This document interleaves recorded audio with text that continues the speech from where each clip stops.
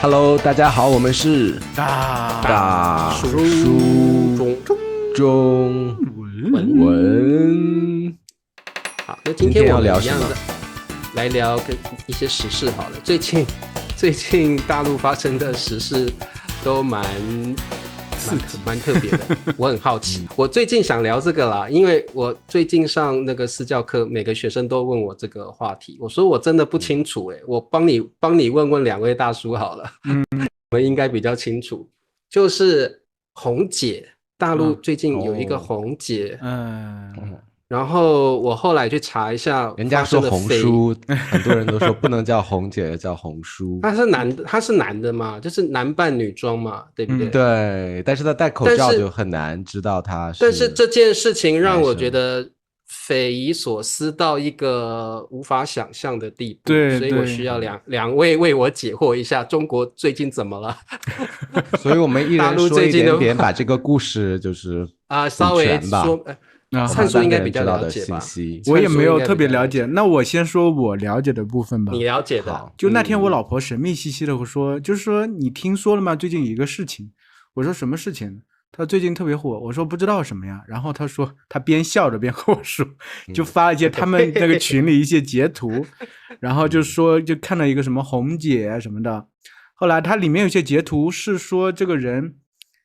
一开始的时候，他给我展现的都是那截图，就是那嫖客的截图。你知道红姐为什么很火？首先是一开始有个新闻爆出来，就是说有一个人好像他传染了很多艾滋病给别人，有1-2千人。后来就是当地的这个警察他们介入去调查之后，发现没有传染，但是背后的这个更让人匪夷所思。就是因为当时所谓的这个主角叫红姐。一开始以为是一个大妈，60岁的大妈，后来发现是一个女扮男装的大叔，侮辱大叔这个名字。男扮女装的男扮女装的大叔，大叔，像我们这样的大叔，男扮女装，男扮女装的大叔，戴着假发，对吧？对，然后把脸就是用化妆品抹得特别白。最主要是我觉得很匪夷所思的地方就是。你说男扮女装我们可以理解，对吧？你说有些人扮起来面容姣好，对吧？让人觉得其实有点那个什么感觉，也还能理解，对不对？有几分姿色。现在蛮多的男扮女装的，就是在网上主播呀也蛮多的。但是男扮女装要看你扮的好不好看。我看那个红姐就是还是个男生的样子啊。是啊，而且还是个巨丑的状态。最主要是。那些嫖客我巨丑，最主要就是也不要容貌攻击了。有就要攻击，怎么了？我就是觉得那些嫖客真的是怎么想的？就是后来我老婆还给我看了一个图嘛，就是说叫什么出现了一个新的名词叫动性恋。不是有什么智性恋，就是你喜欢人的脑子，或者什么性恋这种。智性恋，对啊，动性恋就是只要有一个动就可。就是男人这个荷尔蒙，就是这个性欲上来了，只要有动就要插。对对对，然后因为他是把所有嫖客的这个视频都录下来了，他不收钱的，就是你对他不收钱，你只要都去的时候拿一样东西就行，不收钱。有些人拎了一盒牛奶，小礼物拎个牛奶，还有拎半桶那个家里的食用油的，一个东西都有。然后呢，他会把他偷偷摸摸的，我看那个角度好像放的那个水槽那块一个拍下来了，摄像机放那个拍下来了。就是其中有一个图很火的，就是一个男的已经看出来他是个女的，然后想一下觉得也可以吧，他已经是个男的，已经看出他是个男的，但是觉得想想觉得算了也可以接受，来都来了，就是这样。灿叔，我先问一下，因为我不是很清楚，但去之前的人都以为她是女生，应该都以为是吧？OK，因为他在网上他这个宣传的时候，他用很多滤镜啊，然后他还夹着嗓子说话，所以让别人会误会是一个真的女生。那关键你看到真容之后怎么能去的人都是直男就对了，都是异性恋的男性。应该也有同性恋吧，我不知道，这个不清楚，肯定。但看样子整体而言都是挺直的。都是直男。我看在台湾的新闻，就是说他们在这个播报的时候，红姐就是一个男扮女，中年大叔扮成女生的样子，一眼就看出来了。对啊，而且就像灿叔说的，真的不是很好看，挺丑的，就是不可能吸引人。对，然后在台湾的新闻就很有意思，他就是去分析这些大陆就是去跟这个去嫖的红姐对的心理状态是怎么样。然后台湾这边的新闻是说，因为红姐代表的不只是一个情绪或性欲的发泄，因为他们说那些嫖客到了这个红姐的房间之后，红姐会给她安慰，会给她鼓励，会给她支持，会给她一些让她开心、有信心的言语，情绪价值有。听说他们报道里面有特别去问一些嫖客的样子。对，因为他们见面之前，这个他们已经在网上聊了很长时间了。对啊，所以这一些其实是异性恋的直男，他们为什么知道对方是男生了，还是愿意做这件事情？就是他觉得红姐给他们足够的信心跟情绪价值，觉得让他们觉得在这么竞争、这么混乱的世道上，他还是一个有用的人，所以他愿意去跟红姐发生关系。怎么背后这么伤感的故事？真是的。对，就是说，因为有的男生可能比较短，或者是时间不是很长，所以红姐都不会嘲笑，都会鼓励、加油啊，鼓励啊。还有这种的吗？我都没看见情绪价值给到。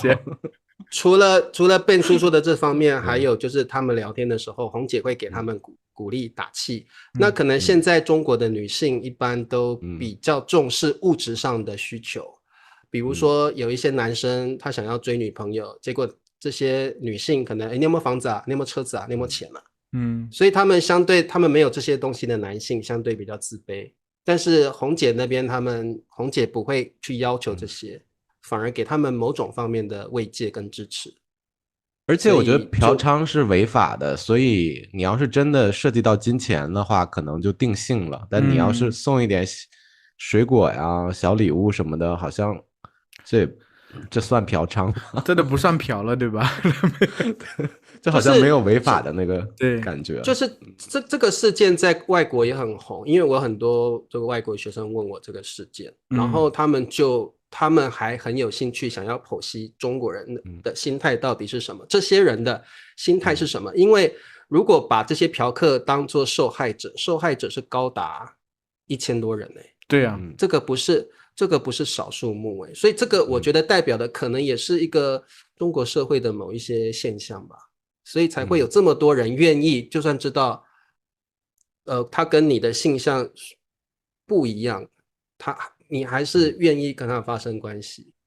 我觉得不一定只是中国吧，我觉得设身处地的想一想，西班牙也很多这种现象吗？如果你已经进到，你就是已经下定决心，已经去之前已经做好了好多准备，就终于去那个地方了，然后自己已经欲火焚身了，就是那个时候已经不能冷静的思考了，你到了那个地方就是想为了发生点什么。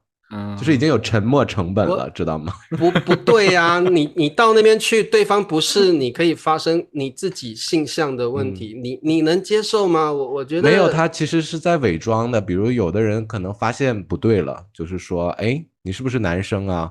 然后那个红姐还会伪装说没有啦，我是女生啦，然后怎么样，就糊里糊涂的就发生了。那太糊涂了吧？那也太糊涂了吧？就是都来，就是刚刚说的来都来了，算了吧。就是毕竟相识一场，就留下一点回忆，这种感觉。我没，就是这个是无法直视，说实话。这是一个中国人来都来了，是一个心态，确实是一个文化上的心态吧。不忍心。最主要是之前还有一个截图呢。就有一个小伙子连着来了4次，春夏秋冬啊，他截图每次衣服都不一样。对，好像叫四季歌，对吗？对，四季歌。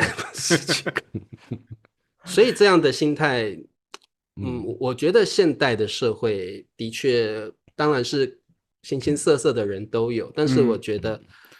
其实我不想不想分析这些人，我觉得这些人你也没有觉得他，当然每个社会大家都有很大的压力，说实话，对，我们不用去可怜他们，觉得他们是受害者，我不觉得他们是受害者，不觉得他们可能生活里头也有，我觉得如果他们，我是觉得如果他们去啪啪啪，这个不算受害者，对，但是如果他们的视频被放在网上，这个所有的人就对。你这是讨论他们，盗拍视频，人肉他们，然后嘲笑他们，我觉得这个算是。那这个就是确实是没办法，因为你自己选择了做这个事情。红姐，我主要是特别了解想了解红姐的心理到底是什么样子，她想得到什么东西呢？她也不要钱，她卖这个视频，她赚钱呢，通过卖这种类型的视频赚钱。对对对，还有可能发生关系，她得到愉悦感了。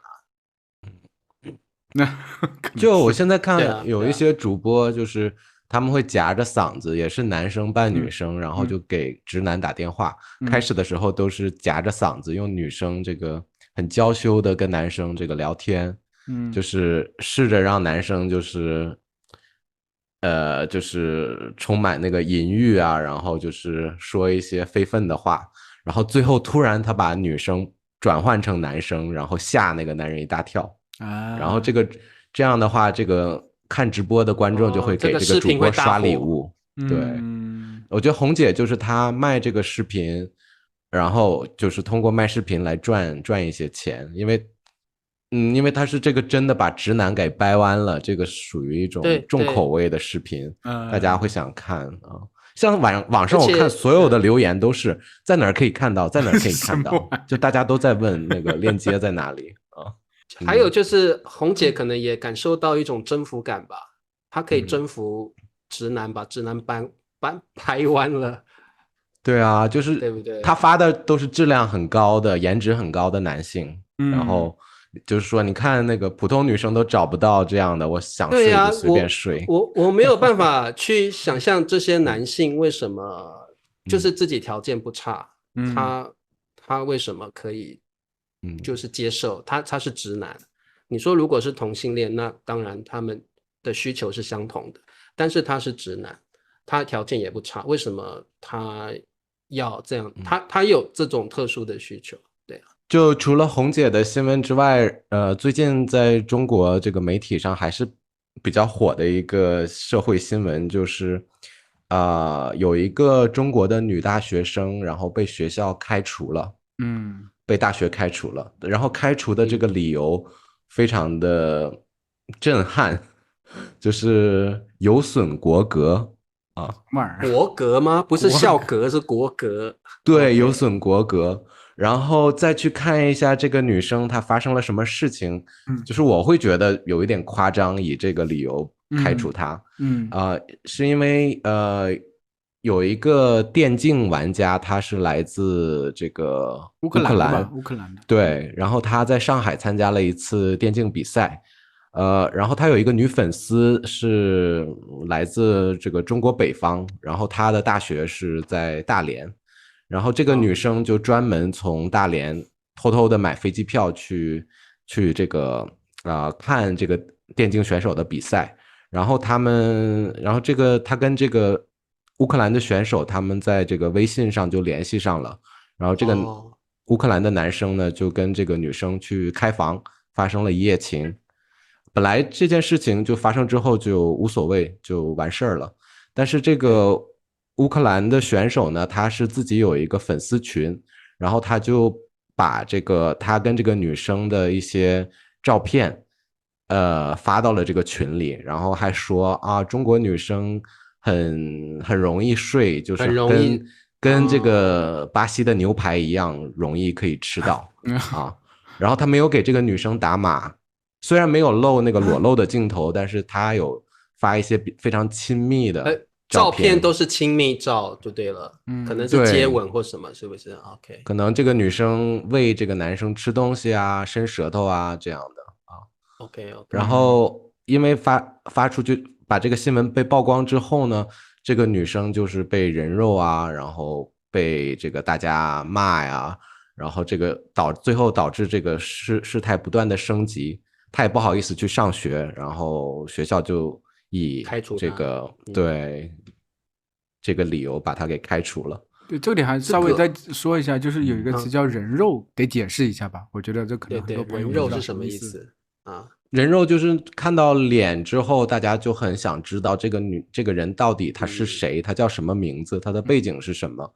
所有的网友就是开始在网上搜索这个人的信息，然后人肉就是把他的信息全都公布在网上，让大家知道他是谁，知道他是谁，真是对，公开处刑，对，所以我就看这件事情，我就觉得，红姐的那个受害者都是男性，大家就是对他们的态度可能就是开玩笑啊，宽容啊，就没有就是骂他们呢，都是可能把他们做成那种梗图啊，或者是这个给他们起外号啊，就是笑话他们。但是到了这个女生这边，如果是女性受害者性转之后，发现就是对这个女生特别的不宽容。我觉得大家说话的时候留言都非常的严肃，都是说开除的好啊，这个开除都算轻的。然后我就觉得这个女生可能未来很难就是继续生活下去，因为男生我发现没有特别多人肉的，最后没有看到这些信息是什么。这个女生所有的真名啊，所有的大学的信息啊，包括电话什么的都被放到网上。我觉得就是有一点点看完之后觉得感觉为什么大家那么戾气那么重，一定要就是对这个女生各种这个我觉得我们可以分成2个层面，我们来讨论一下好了。我觉得第一个是因为这个女大学生她发生关系的对象是个外国人，对，所以我觉得这是一个跟红姐事件很大的不同。因为红姐也有很多外国人呢，也睡了好几个外国人。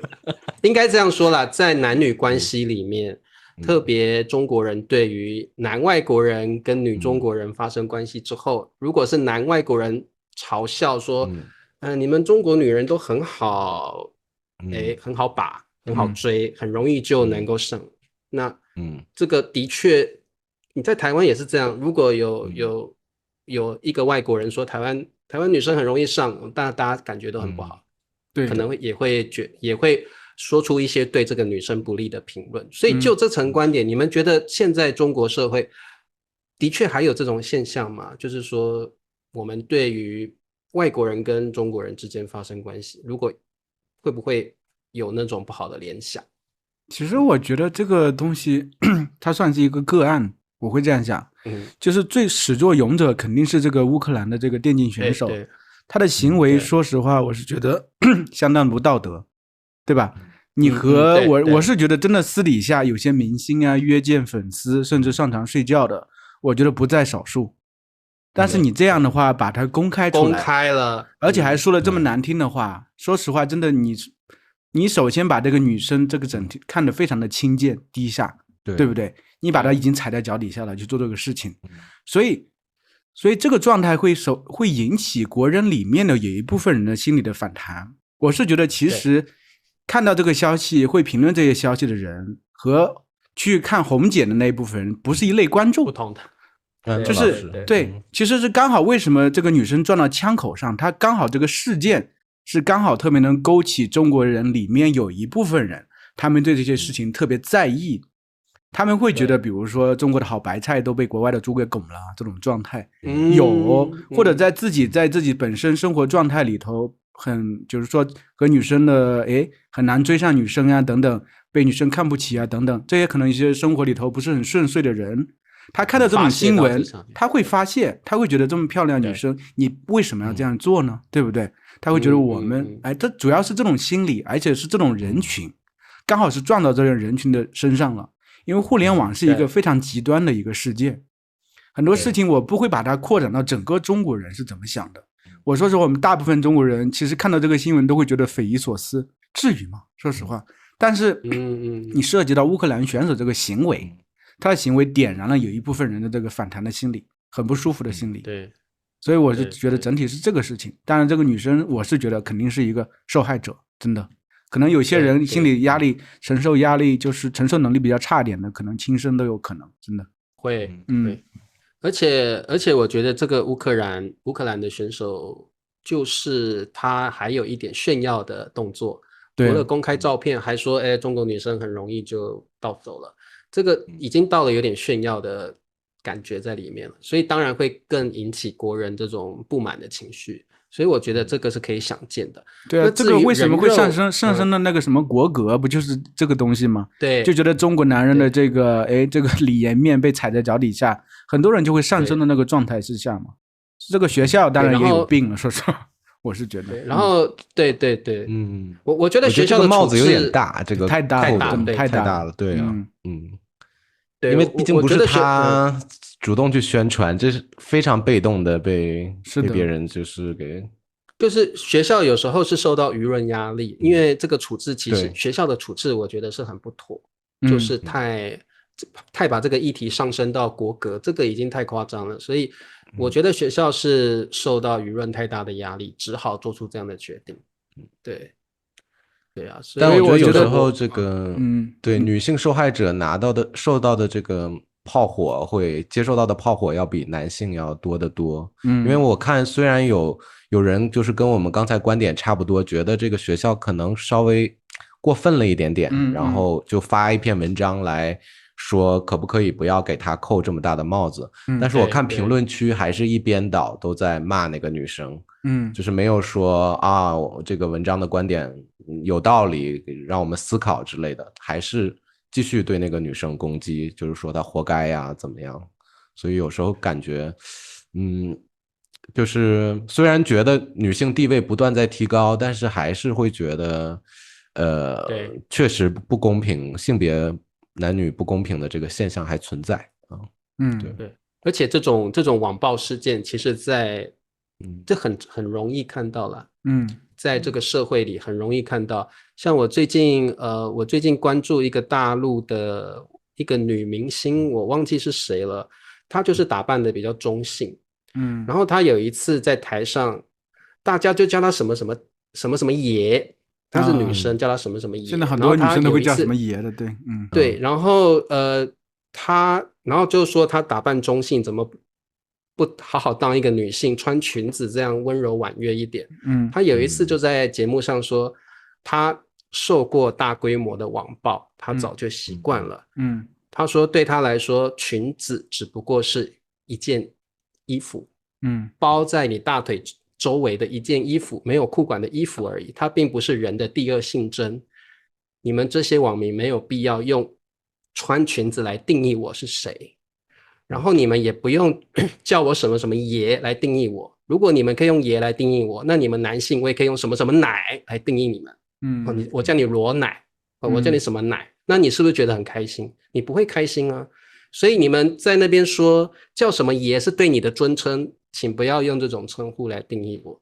所以我觉得在中国社会，我们毕竟这个传统思想还是存在的。我觉得我们很多人的确都还要对于两性的观念或两性的地位，甚至对于个别的差异、个别的想法，我们都应该予以尊重。这个是我们真的要一直学习的部分。就是我们太常会因为这个人跟我不一样了，所以我要去批评他，我要去贬低他，我要去在网络上网暴他。所以我觉得真的很多人都自以为在网络上他是正义之士。所以像刚刚Ben叔说的，其实很多评论你会发现恶意的评论反而会占主流。然后大家就肆意的，反正你看不到我是谁，评论的人你找不到我，所以他可以肆意的把最恶毒的话讲出来。对，所以我觉得真的，而且我是全球的普遍现象。最近我还看一个新闻，就是我不知道在哪个国家，反正就是他们去看那个 Coldplay 这个乐队的演唱会，然后在这个演唱会上，就是他们会把这个镜头突然放到这个一对情侣的观众席里边，然后这对情侣就要在这个镜头上这个接吻，对啊，然后就是我看昨天有一个消息，就是说他们把这个镜头放到一对男女身上，这个男生正在搂着这个女生，然后很亲密。当他们看到自己出现在镜头里边的时候，那个男的瞬间就把手放下，然后蹲下去了，就藏起来了。然后那个女生也马上就是把身转过去。然后这个时候 Coldplay 主唱就是说，这两个人要不就是他们出轨了，要不就是他们这个特别特别的害羞。然后结果所有的网友就人肉他们，就发现这个男的是一个公司的这个高管，然后就是领导层的。然后这个女生是那个 HR 职员那个高管，然后结果真的是出轨。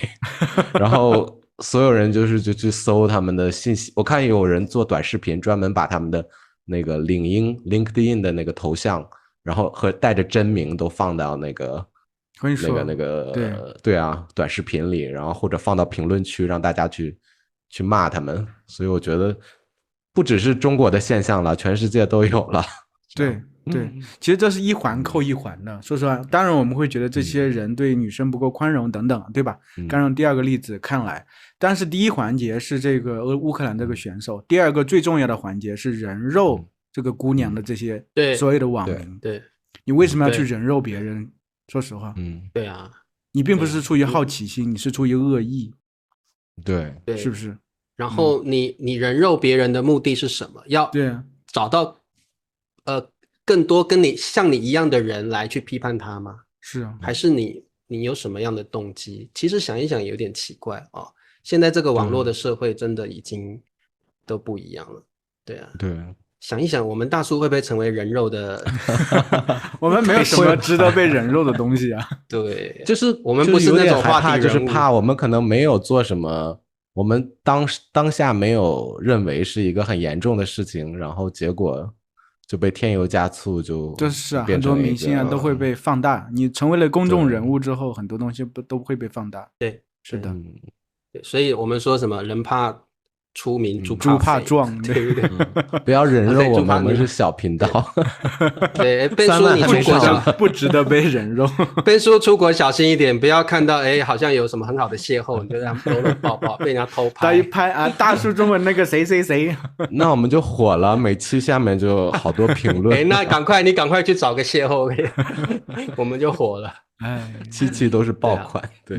其实想一想也有一点，当然网络的这个社会很棒，资讯很流通，然后大家要联系也很方便，但是往另外一个方面想也挺悲哀的。我们在这样的镁光灯下，我们其实没有隐私，好像也没有对于一些有名的人，他也没有犯错的权利。对，然后对于一些行为比较不好的人，他甚至可以利用网络来表达自己的优越感。所以我觉得其实网络其实每一个年代每一个朝代都有好有坏啦，有它好的地方也有不好的地方。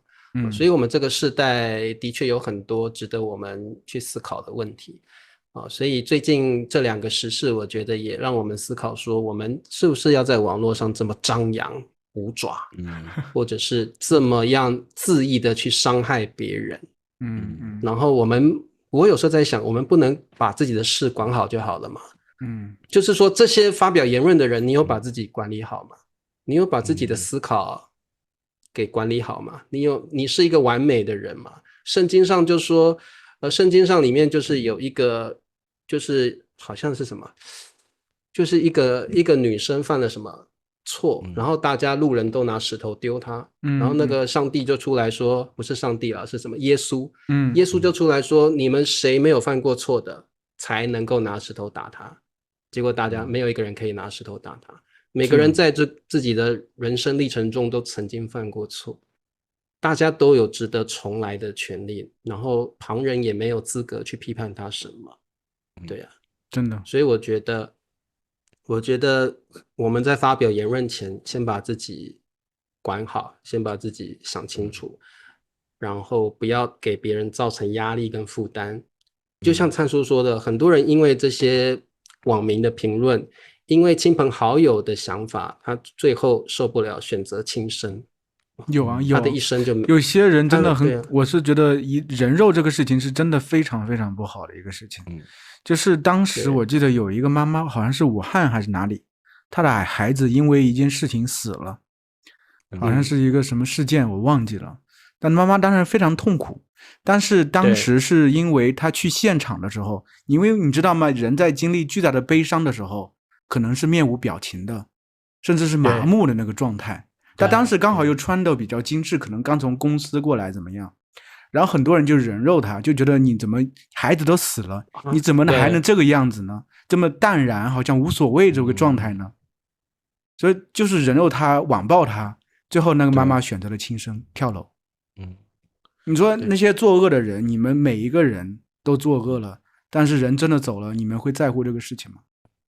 就网暴这个事情很可怕，说实话。所以这个我们也叫吃人血馒头，对吧？是。